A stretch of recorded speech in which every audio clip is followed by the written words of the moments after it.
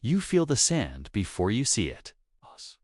Not cool beach sand, but something wrong glowing, hissing as it falls through murder holes above your head.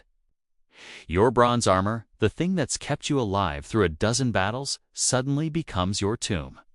The granules find every gap neck joint, armpit, the space between your chest plate and back. You scream, but so does everyone around you. A chorus of men being cooked alive inside metal ovens they can't escape. Your fingers claw at straps you can't reach. The sand works deeper. And the worst part? You're still standing. Still conscious. Still feeling every grain. I'm genuinely amazed this story reaches people from Tokyo to Snow. Paula, drop a comment from wherever you are, and let's see how far history travels today. The screaming happened on an island that had never fallen. Not to the Assyrians who invented siege warfare. Not to the Babylonians who'd pulverized entire civilizations. Not even to Nebuchadnezzar, who'd spent 13 years battering these walls before giving up. This place had stood for 25 centuries, growing rich while empires crumbled into dust. The year was 332 BC. The eastern Mediterranean blazed under summer heat. A young man stood on a mainland shore, staring at walls that rose 70 stories high, taller than most modern skyscrapers. Between him and those walls, half a mile of open water. His army, 30,000 experienced killers. His navy, almost nothing. Every military advisor knew this was impossible. But what happened next broke every rule about siege warfare, engineering, and human ambition. Before 7 months ended, 3 things would occur that still haunt historians. First, an entire ocean would become land through sheer will. Second, simple sand would become the most terrifying weapon ever deployed. And third, a young conqueror who'd shown mercy would order something so brutal his own soldiers flinched. The defenders had perfected a weapon that turned protection into torture. A letter discovered in the 1970s described men begging to drown rather than endure it. And the person who breached those walls would be someone nobody expected. The island's name was Tyre. The young man's name? We'll get to that. First, understand why this place thought it was untouchable. Tyre wasn't built for war. It was built for permanence. 2,500 years of genius had created something that seemed more natural than human. The limestone blocks weighed tons, fitted so precisely knives couldn't penetrate the joints. Engineers today still argue how Bronze Age builders achieved this. The wealth beyond measure. Tyrian purple dye, extracted from sea snails, cost more per ounce than gold. A single toga could buy a house. Kings worldwide wore Tyrian cloth. But wealth breeds arrogance. When envoys arrived in January 332 BC with a simple request from the Macedonian army camped on the mainland, King Azamilkis barely hid his contempt. Alexander, that was the young man's name, wanted to sacrifice at the Temple of Melkart. Azamilkis offered an insult: sacrifice at the mainland temple, but stay off our sacred island. Alexander's response would reshape geography itself. The refusal struck at his pride and strategy equally. Tyre served as Persia's primary naval base. Persian gold flowed through its treasuries. As long as Tyre stood, Alexander's supply lines remained vulnerable. But how do you besiege an island without a navy? Alexander's fleet consisted of a handful of allied ships, outnumbered 8-1. The water averaged 20 feet deep, impossible for conventional siege weapons. Everyone thought their king had finally found an impossible target. Then Alexander said something that sounded like madness. "If Tyre won't come to me, I'll bring the land to Tyre." Ahmed ibn Rashid was a Tyrian dockworker who'd spent 20 years loading ships. His daughter made bread. His son learned navigation. Ahmed thought the Macedonians were idiots. Everyone did. You can't attack an island without ships. You can't build a bridge across half a mile of ocean. Then he watched something impossible begin. Macedonian soldiers started demolishing old Tyre on the mainland, systematically destroying every structure, stone by stone. Every brick loaded onto carts. Ahmed laughed. His friends laughed. From their ships, they mocked the sweating soldiers. Building a road to Persia. Why not walk on water? The laughter stopped when the first cedar trees arrived. Lebanese cedars, 40 feet tall, with trunks thick as a man. They drove the first stake into the seabed 200 feet from shore. The sound echoed across water. Thum, thum, like a heartbeat that never stopped. Not at night. Not in storms, just endless rhythm. But Ahmed didn't know about the secret taking shape beneath the waves. Macedonian divers were working underwater, placing stones in patterns he couldn't see. By the time he understood what they were building, it would be too late. The island's 25-century streak had exactly 7 months left. The causeway crept forward daily, 12 feet at a time. Pattern interrupts kept defenders guessing, some days rapid progress, other days spreading work across the entire width. Marcus, a Macedonian engineer trained under Philip's architects, faced his greatest challenge. Shallow water close to shore wasn't the problem. But at 600 feet out, the seabed dropped to 20 feet deep. Regular pilings wouldn't reach. Regular fill materials would wash away. His solution bordered on genius or insanity. 2 parallel rows of pilings, 40 feet apart, driven at angles to create an inverted V-shape. Between them, a carefully engineered gradient of stone and earth. The Tyrians tried everything to stop him. Fire ships packed with pitch, naval raids at dawn, underwater sabotage by their divers cutting ropes. Marcus lost 3 fingers to a Tyrian spear. His assistant drowned. Progress measured in feet per day, sometimes per week, when storms hit. Spring tempests in the eastern Mediterranean generated 15-foot waves. The first major storm washed away tons of fill material. Pilings groaned, some snapping like twigs. Alexander's response: widen the causeway. If nature wanted a fight, he'd build something storms couldn't destroy. The mole expanded from 200 feet to nearly 300 at its base. Triple the materials, triple the labor, but it created something that could withstand Mediterranean fury. Divers reported eerie discoveries underwater: ancient anchors, human skulls from forgotten battles, and evidence that Tyrians were placing obstacles. The construction site became an armed camp advancing across water. April 15th broke calm and clear. From Tyre's North Harbor, 2 vessels emerged. These weren't warships. They were floating bombs. Decks piled with dried cedar, broken furniture, anything flammable. Clay pots filled with sulfur and pitch. The yardarms hung with cauldrons of oil, ready to spill. Marcus watched through morning haze. Something felt wrong. The ships approached too slowly. Then he saw smoke and shouted, "Fire ships!" The Tyrians had calculated perfectly. Morning wind blowing from island to mainland. The skeleton crews lit their cargo and leaped into rescue boats.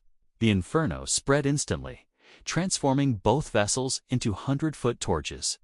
The collision shook the entire mole. Flaming oil cascaded everywhere. Macedonian soldiers faced impossible choices: stay and burn, or jump into 20 feet of water wearing bronze armor. Those who jumped mostly drowned. Those who stayed. The sounds were worse. By noon, 1,600 feet of causeway had been reduced by a third, flames still spreading. Alexander's rage became legendary. Plutarch writes that bodyguards physically restrained the young king from leading a bucket brigade himself. Watching his work burn, he made a decision that would echo through centuries. He would rebuild stronger than before, and Tyre would pay in blood. The rebuilding proceeded with grim determination. Wider causeway, stone instead of wood, protective barriers every 50 feet. The name of the first Macedonian soldier to die from the sand has been lost, but his screams haven't. They echo through every ancient account. through letters written by survivors, through nightmares that haunted veterans for decades.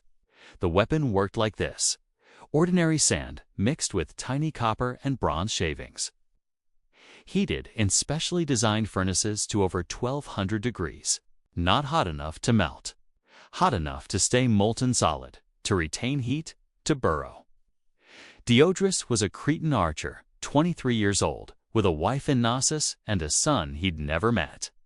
He'd survived Granicus, where Persian cavalry killed thousands. He'd fought at Issus, where Alexander nearly died from a sword through the thigh. He'd learned to stand firm when chariots charged. None of it prepared him for the moment the buckets tipped. The sand came down like luminous rain. At first, he didn't understand. Then it found the gap between helmet and collar, the space under his armpit where bronze plates joined with leather, the opening at his waist. And it didn't just burn the surface, it kept going. The metal shavings conducted heat deeper into flesh, created hot spots that cooked tissue from inside out. Diodorus tried to remove his armor. The sand had worked beneath the straps. His fingers touched heated bronze that had begun to fuse with blistered skin. His companions tried to help, but burned their hands on metal too hot to touch. The weight of armor held heat against his body. Bronze that had saved his life now trapped thermal energy like an oven, cooking him slowly while he remained conscious. He lasted 4 minutes. The ancient accounts are specific. 4 minutes of screaming, then quiet, but his body kept twitching. Then he fell from the causeway into water below, and the hiss of steam told everyone he'd been cooked through. 20 other men died the same way that morning. 40 more suffered burns so severe they'd spend shortened lives in agony. Here's what makes this weapon soul-crushing. It was refined through trial and error. The Tyrians didn't perfect it overnight.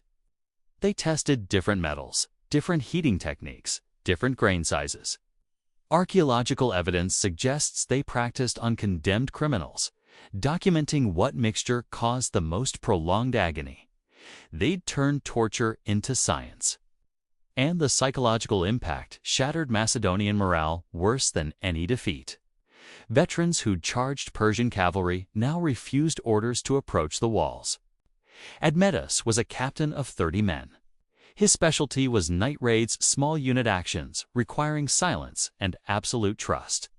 When Alexander asked for volunteers to destroy the sand furnaces, Admetus stepped forward not because he was brave, but because he understood mathematics.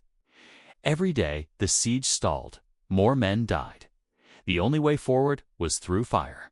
They scaled walls at midnight using cloth-wrapped grappling hooks to muffle sound. The climb took an hour. Arms trembled, fingers bled, but they made it. The truth broke Admetus's heart. The furnaces weren't in one location. They were everywhere. Dozens spread throughout the city, with tons of sand already heated. Some were mobile, mounted on wheeled platforms. Others were built into walls. Destroying them all would require an army. Admetus had 30 men. They'd failed before beginning. The Tyrians caught them trying to escape. The dawn execution was meant as a message. They tied Admetus and his men to posts within view of the Macedonian army. Then, slowly, methodically, they demonstrated their weapons' effectiveness. They started at the feet, pouring heated sand into boots, letting it work upward. The screaming lasted hours. Alexander watched through a telescope, his heterochromatic eyes one blue, one brown reflecting morning sunlight. When the last man died, Alexander didn't speak. He simply turned to his engineers and said, "Build towers tall enough to rain death on anyone who tries to use that sand again." Alexander started with almost no ships. The Tyrians commanded 80 warships, the finest naval force in the Mediterranean. The mathematical reality was simple. You can't siege an island without naval superiority. The siege should have been impossible. Then something extraordinary happened. Cyprus kings, freshly liberated from Persian control, sailed their fleets south. Not because they loved Macedon, but because they hated Persia more. Then Phoenician cities that had surrendered provided vessels as tribute. By June, Alexander commanded over 200 ships. The balance had reversed completely. Tyre's harbor became a prison. Tyrian ships couldn't leave without running through a blockade that outnumbered them 3-1. The island's supplies, which seemed infinite when ships could trade freely, suddenly had an expiration date. Food stores calculated to last years would last months, then weeks. The siege towers Alexander built defied every principle. 15 stories tall. Some reached the height of walls themselves, 70 stories. Each tower required an entire forest's lumber. The base measured 30 feet square. The frame was Lebanese cedar, reinforced with iron. The exterior, leather soaked in vinegar to resist fire, layered 3 times thick. But the innovation was water. Engineers installed reservoirs on every level, with soldiers keeping constant sprays flowing. Any burning sand would be met with cascading water. The towers featured retractable drawbridges that could slam onto battlements, creating assault bridges 20 stories above ground. July 29, 332 BC, 7 months after driving the first stake. The coordinated assault began at dawn. Alexander's fleet attacked both harbors simultaneously. Catapults bombarded walls continuously, creating a curtain of stone that made it impossible for defenders to position sand weapons. Then the towers advanced. Alexander commanded the lead tower personally, wearing specially designed armor with minimal joints, each gap sealed with leather and bronze scales. The tower rolled forward on groaning wheels, pushed by hundreds of soldiers. When it touched the wall, the drawbridge dropped with thunderous crash. Alexander crossed first. Behind him, his elite hypaspists stormed across a narrow bridge 20 stories above stone. The fighting reached maximum intensity. Tyrians caught between naval assaults and wall breaches, couldn't concentrate defenses. Hand-to-hand combat erupted on battlements, barely wide enough for 2 men. Bronze against bronze. Death waiting far below. Alexander's sword found King Osamilcus in the chaos, the man who'd mocked Macedonian efforts, who'd orchestrated the fireship attack, who'd perfected the burning sand. Their blades met 3 times before Alexander's found the gap beneath his helmet. Osamilcus fell. With their leader dead, organized resistance crumbled. Portable bridges carried by siege towers extended between wall sections, allowing troops to bypass strong points. Within hours, Macedonians controlled entire stretches. The cost: 2,000 Macedonians died in the final assault alone, with thousands bearing horrible burned scars. The massacre began before the last defenders had fallen. 7,000 Tyrians died fighting in streets, not just soldiers, but citizens defending homes with kitchen knives and furniture. Macedonian fury, stoked by 7 months of frustration and the horror of burning sand, exploded into violence that shocked veterans. These were soldiers who'd shown mercy at previous sieges. Not this time. What Alexander ordered next would echo through centuries. 2,000 men of military age were condemned to crucifixion along the beach. Not quick deaths, slow ones. The hammering of nails continued for hours. By dawn, the beach from Old Tyre to the causeway was lined with crosses. The dying and the dead. Screams carrying across waters that had once protected them. 30,000 souls entered slavery that day. Families torn apart on docks as merchants bid on human cargo. Mothers reaching for children as Syrian traders dragged them to warships. But one artifact survived. A letter discovered during 1970s excavations beneath modern Tyre. Written in Phoenician, stained with what chemical analysis confirmed was human blood. The author was Ahmed, the same dock worker who'd laughed at Macedonians 7 months earlier. He'd survived by hiding in a grain storage room. The letter, addressed to his daughter who'd been sold to Egyptian traders, contained one line. The sand wasn't the worst part. The worst part was knowing they'd tested it, perfected it. We didn't fall to Alexander's genius. we fell to our own cruelty, returned threefold. The causeway transformed more than military history. It literally reshaped geography. Sand accumulated against the permanent mole. Within decades, the island had become a peninsula. Tyre's unique position, its invincibility, had depended on water barriers. Connected to mainland, it became just another coastal city. The purple dye industry never fully recovered. Phoenician naval supremacy received its death blow. Modern Tyre sits atop Alexander's Causeway, now expanded to nearly half a mile wide. You're back where we started.